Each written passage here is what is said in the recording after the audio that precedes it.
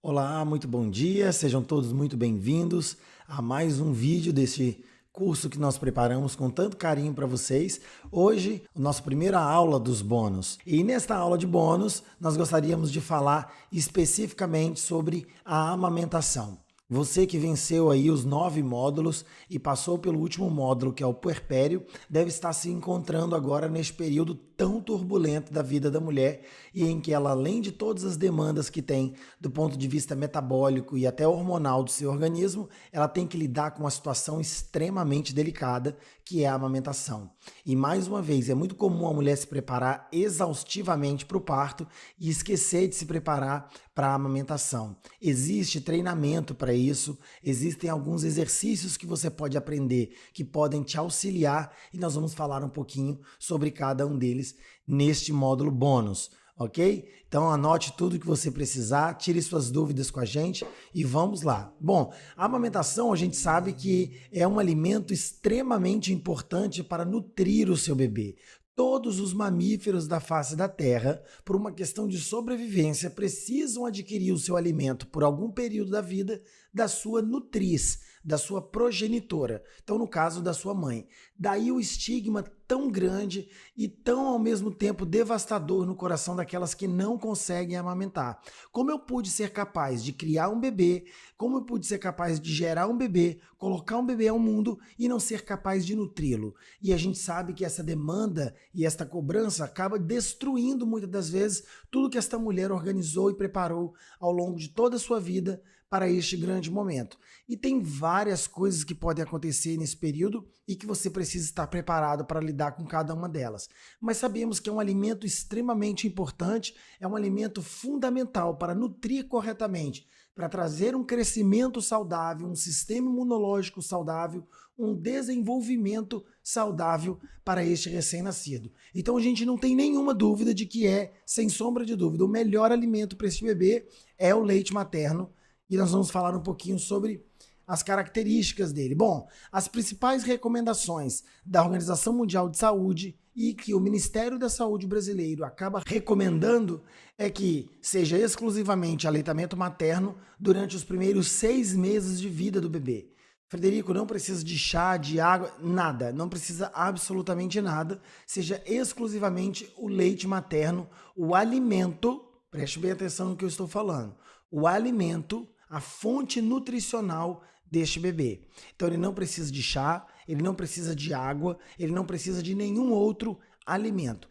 Porém, há uma recomendação atual de que algumas áreas isso pode mudar. Por exemplo, no sul do país é suplementado vitamina A, mas em todas as outras regiões é suplementado ferro e vitamina D atualmente. Então a gente sabe que esses são complementos nutricionais ou são suplementações extras que a gente sabe que por conta do ao longo da evolução nós estamos perdendo a capacidade de ter estes minerais e essas vitaminas em níveis adequados do nosso organismo. E as evidências científicas apontam que suplementar estes nutrientes na primeira infância é fundamental para um bom desenvolvimento desse bebê no seu primeiro ano de vida, ok? Estou falando de nutrientes, tá? Estou falando de vitaminas, de complemento, mas a nutrição principal e o alimento principal deste bebê deve ser o leite materno. Após os 6 meses de vida, até os 2 anos é recomendado que mantenha o leite materno. Obviamente o bebê vai transitar em um período entre amamentação exclusiva e receber o alimento da sua família, e aí essa transição tem que ser feita de forma cautelosa, vai depender de cada família, vai depender de cada situação, mas sabemos que nos primeiros 2 anos de vida é muito importante que o bebê receba exclusivamente leite materno nos primeiros 6 e depois ele seja um alimento complementar, ok? Logo no início vai ser uma fase de transição onde ele vai receber mais leite materno do que alimento, do que outros alimentos, né? E depois isso vai se igualar até que chegue próximo dos 2 anos, onde ele recebe basicamente só alimento extra e o leite materno seja só um complemento, muitas das vezes é mais um aconchego para o bebê do que necessariamente uma fonte alimentar, né? A gente sabe muito bem disso. Mas a gente recomenda que seja além dos 2 anos para aqueles que estão bem e para aquela mulher que está bem para continuar amamentando. Vale muito lembrar que essas recomendações são muito lindas no papel, mas essa não é a realidade de todo mundo. A gente sabe que tem mulheres que precisam voltar ao trabalho, tem mulheres que não têm rede de apoio e acaba que a amamentação é um martírio na vida delas. Então a gente sabe que eu sempre gosto de falar com as minhas pacientes que a amamentação tem que se manter enquanto tiver bom para os dois. A gente sabe que é muito importante para o bebê, mas não adianta a mulher se anular completamente para ser bom só para o bebê. Precisa ser bom para os dois. Deve ser levado de forma harmoniosa enquanto tiver bom para as duas partes e não só para o bebê, ok? Bom, os benefícios são enormes. A gente sabe que eles vão desde melhoria cognitiva até do sistema imunológico deste bebê. Bom, como redução da mortalidade infantil, da morbidade, diarreias, infecções respiratórias, por exemplo, que são doenças que podem acarretar o sistema imunológico e o bebê está bem nutrido e automaticamente bem hidratado por uma boa fonte de leite materna, a gente sabe que ele é capaz de passar melhor por estes eventos mórbidos da sua saúde do que bebês que não são alimentados com leite materno. Então ele tem uma melhor resposta imunológica a quadros alérgicos, a doenças crônicas, até o controle de obesidade no futuro pode estar determinado pelo que ele come na sua primeira infância. Melhor desenvolvimento, obviamente, que se a gente está bem nutrido, a gente acaba desenvolvendo melhor, melhor cognição, melhor capacidade de se desenvolver nas suas atividades de aprendizado no primeiro ano de vida, melhor formação da arcada dentária e também do desenvolvimento da cavidade oral como um todo. Então, são N os benefícios que estão por trás da amamentação. Continuando, melhor proteção contra o câncer de mama para esta mulher. Por quê? Porque a mulher que amamenta, ela estimula suas glândulas de forma tão sábia que faz com que isso seja um fator protetor contra câncer de mama no futuro. Então a gente sabe que quanto mais amamentar, maior a quantidade de defesa que esta mulher vai ter contra as replicações erradas das células das glândulas mamárias, que é onde estão a origem principal dos cânceres de mama. Além disso, ele tem um efeito anticoncepcional importante. A gente sabe que a gente não deve confiar 100% e plenamente em todas as capacidades contra a próxima gravidez, baseado somente no aleitamento materno. A gente precisa de adicionar alguma fórmula de proteção contra a gravidez a partir do primeiro mês de vida do bebê, mas a gente sabe que bem provavelmente a mulher passaria aí ao longo dos próximos 6 meses sem conseguir engravidar devido à demanda da amamentação, tá? Isso porque o hormônio prolactogênico, que é a prolactina, ou seja, o hormônio que produz o leite, ele está diretamente relacionado a um bloqueio ovariano. Ou seja, eles conseguem bloquear a ovulação e a proliferação do endométrio. Consequentemente, ele bloqueia a sua ovulação e automaticamente bloqueia a capacidade de você engravidar. Bom, a gente sabe que também é uma proteção para esta mulher contra doenças crônicas, como por exemplo diabetes, até mesmo a hipertensão, pode estar indiretamente relacionada ao ato de amamentar. Economicamente é muito mais viável, obviamente, a mulher simplesmente não precisa de gastar absolutamente nada para ele conseguir nutrir um bebê, enquanto que as fórmulas estão cada vez mais caras e algumas são caríssimas.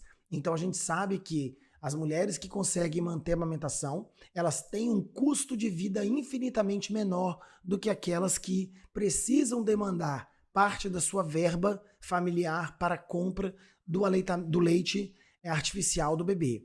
Bom, aumenta a produção de vínculo, né? Obviamente, a mãe está ali o tempo todo com o seu bebê, então o vínculo está muito mais estabelecido para as mulheres que amamentam e, obviamente, melhora a qualidade de vida, tanto do bebê quanto da mãe. Eu falo sempre, não há preço do que você simplesmente pegar o seu bebê e sair de casa despreocupado que tudo que ele precisa está com você. Do que você vê uma mulher saindo para ir ao shopping, algo tão simples da sua vida, ela precisa carregar uma bolsa enorme, cheia de fórmulas, cheia de água, cheia de mamadeira, precisa de lugar para esterilizar, precisa de lugar para ferver, para esquentar a água, é uma luta, a gente sabe disso. Então não há como comparar a melhoria da qualidade de vida da mulher que amamenta se comparar da mulher que não está amamentando exclusivamente ao peito. Bom, a gente sabe que tecnicamente falando, nada melhor do que ter o seu bebê no colo para você conseguir treinar melhor Então a gente sabe que esse período do puerpério, com a chegada do bebê, é um momento de aprendizado de vocês. A gente sabe que não pode ter pressa para isso, mas treinar antes isso faz muito sentido quando se diz respeito à amamentação. É claro que eu não sou a melhor pessoa para representar isso, mas eu vou tentar exemplificar algumas coisas para vocês. Bom, eu tenho aqui o meu bebê, que é comum a gente saber que o bebê deve ser colocado de barriguinha para cima. A gente sabe disso. Porém, quando diz respeito à amamentação, a gente não quer que o bebê fique o tempo todo de barriga para cima.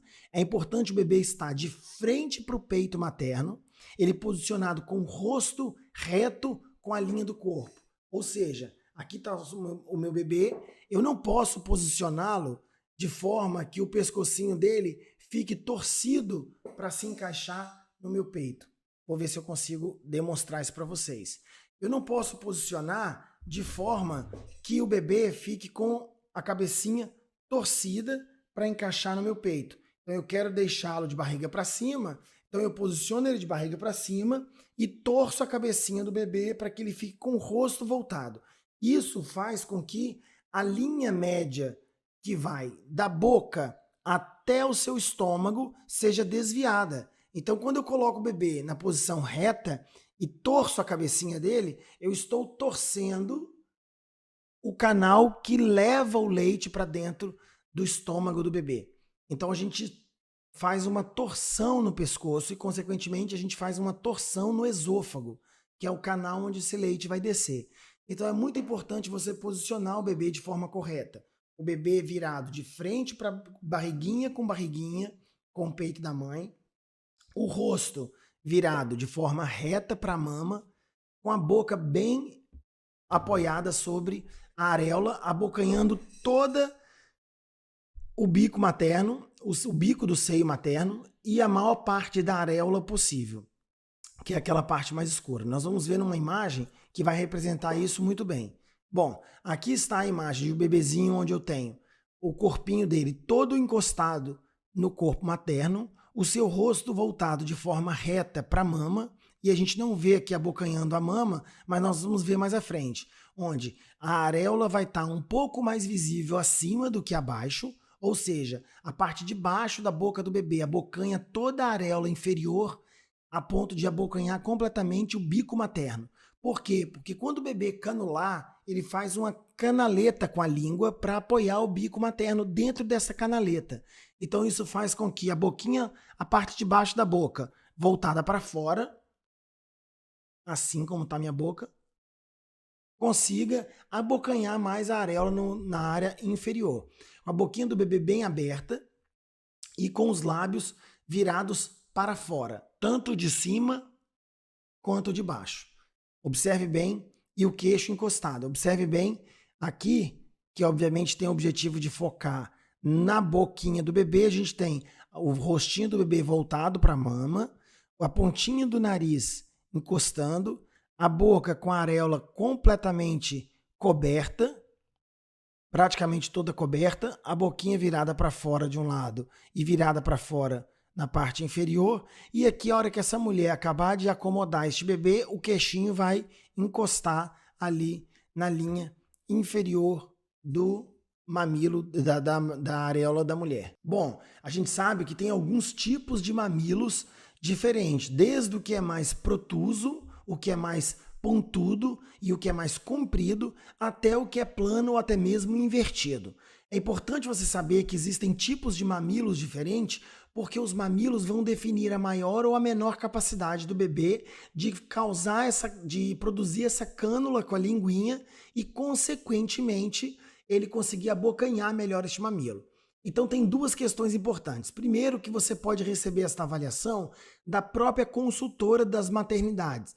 A maioria, ou se não todas as maternidades, a gente tem uma profissional que a gente chama de berçarista, que é aquela mulher que está ali para te auxiliar neste período. Além de avaliar sua mama, ela também pode avaliar se você está fazendo a pega correta e corrigir os defeitos desta pega. É importante ela avaliar este mamilo e existem alguns exercícios que podem fazer para everter este mamilo caso o bebê tenha dificuldade de abocanhar. Mas a gente sabe que até o mamilo invertido, ele pode se tornar protuso e normal com a própria boca do bebê. porque o bebê fazendo a sucção, ele vai trazer este mamilo para fora e, consequentemente, colocar o mamilo de forma que seja mais adequada para a amamentação. Então a própria sucção da boquinha do bebê pode conseguir fazer isso. Mas existem alguns exercícios que podem fazer com que este mamilo seja projetado para fora, exercícios de sucção, feitos até mesmo com seringas, são técnicas muito específicas que obviamente não consigo demonstrar aqui para vocês, mas elas existem. Os bancos de leite estão treinados a trabalhar essas técnicas com vocês e até mesmo as consultoras de amamentação. Bom, a ajuda especializada é extremamente importante. Por quê? Porque dentro da ajuda especializada você vai encontrar profissionais que estão capacitados, seja no banco de leite ou seja nas consultoras de amamentação. Então elas podem avaliar se o bebê não tem frênulo na língua, se você precisa ser direcionada para uma avaliação com o odontopediatra para ver se vai precisar fazer a reparação do frênulo, que é o freio da língua, se vai precisar ser cortado, se vai precisar ser mexido, se isso está atrapalhando a amamentação ou não, se tem alguma coisa que pode ser feito para recuperar melhor esta mama e o que mais que pode ser feito para melhorar a eficácia desta amamentação. Então as consultoras de amamentação são profissionais que estão altamente capacitados para isso, a maioria delas saindo dos próprios bancos de leite para oferecer estes serviços no conforto da sua casa. A gente recomenda absurdamente que as mulheres tenham consultoras de amamentação, porque é extremamente importante. Além disso, os bancos de leite também conseguem fazer um trabalho razoavelmente bom, a maioria das vezes.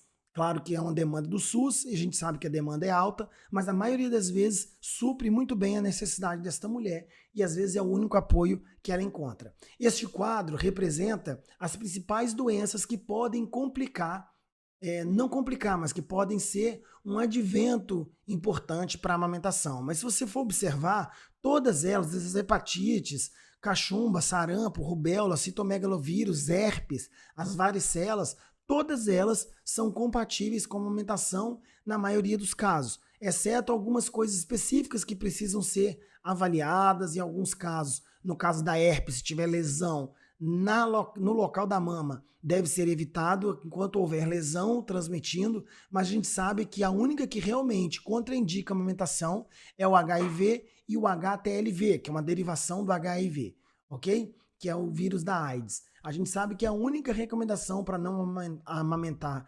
especificamente são essas duas. As outras todas são compatíveis com a amamentação, com algumas ressalvas. E aí você vai precisar discutir isso com a sua equipe. Bom, era um apanhado bem rápido para que vocês consigam ter uma ideia bem precisa do que precisa saber a respeito da amamentação. É importante vocês saberem que a amamentação não dói, não deve doer e toda dor na amamentação é sinal de que alguma coisa está errada. É importante vocês saberem disso. Eu fico por aqui e até a próxima aula bônus que a gente deve subir na próxima semana. Um grande abraço para vocês.